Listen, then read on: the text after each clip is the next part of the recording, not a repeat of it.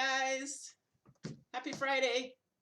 Sorry it's taken so long to get the weekly lesson done this week. There's just been so much to do. And so we decided that we would do a lesson on writing. And parents might think automatically, well, my student can't write, let alone hold a marker.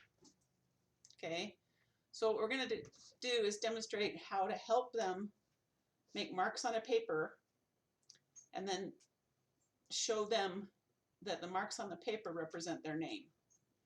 And I've done this with students for the last couple of years and kept track of those.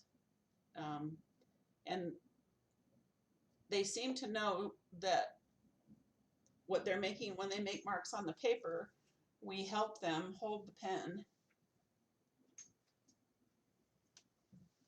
all the while we're saying, okay, we're writing your name the way you like to write it. Or if they can do it on their own, they might make some marks. Then afterwards what we do is I'll take the pen and I'll say, oh, that says Shelley.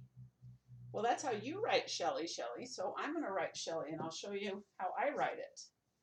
Then that way they can see that it's a representation of their name. It's good for them to have a way to make a mark on paper, or to feel that they can make marks on paper or hold on to a pen or a marker, because if there's anything that they ever have to sign, then all they have to do is just make a mark and it can be considered their signature.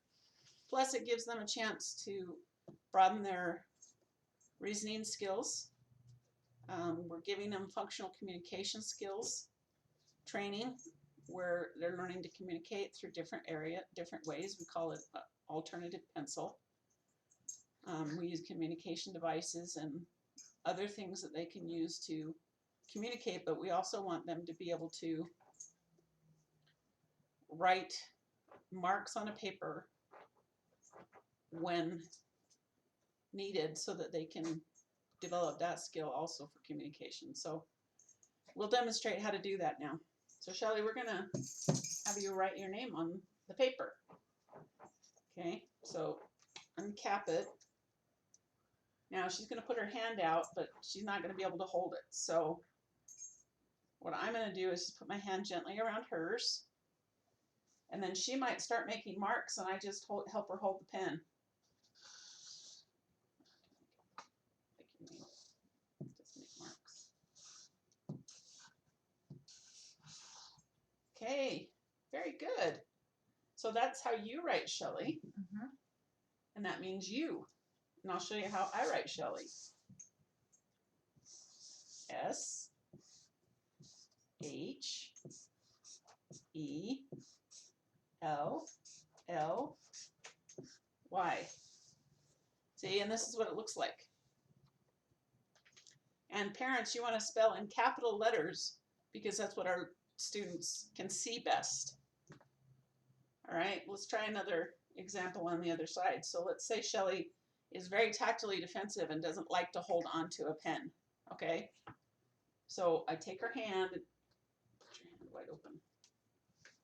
Okay, so I'm going to help her hold it by just placing it in her palm, and she may immediately want to try and pull away. This is where you can use two people, have somebody help with holding the elbow, and have somebody else help hold the pencil. I'm not hurting her. So we're going to make some marks, Joe. Okay, so we can drop it. All right. Okay, thank you for holding the pen. That's hard to do for you, I realize that. So this is how you write Shelley. You might look away, like, okay. So I'm going to show you how I write Shelley. Okay? And then once again, you write it S-H-E-L-L-Y.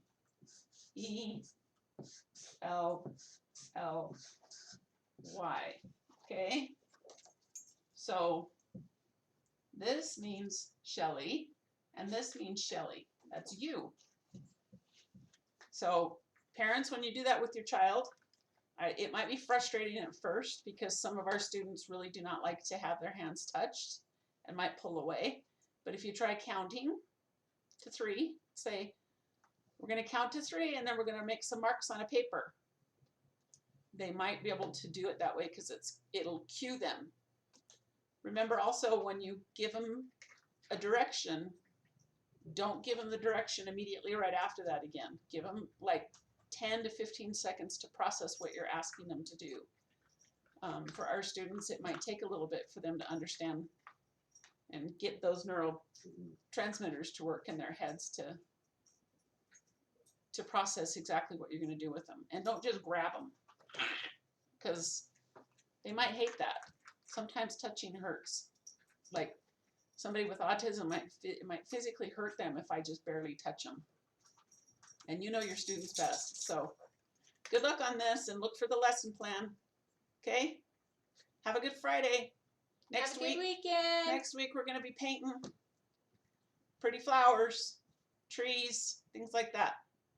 So mention those things when you go for a walk with your students. Bye.